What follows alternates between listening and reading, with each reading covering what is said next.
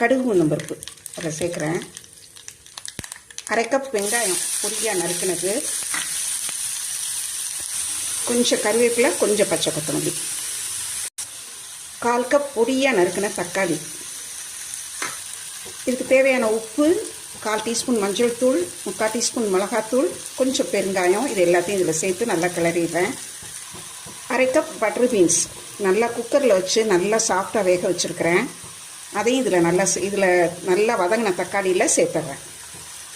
இன்னும் கொஞ்சம் பச்சை கொத்தமல்லி சேர்த்துடலாம்.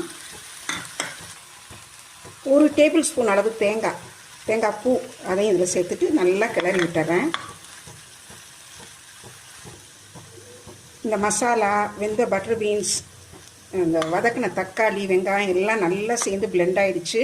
இப்போ எடுத்து பரிமாறிடலாம். நல்ல ஒரு டேஸ்டியான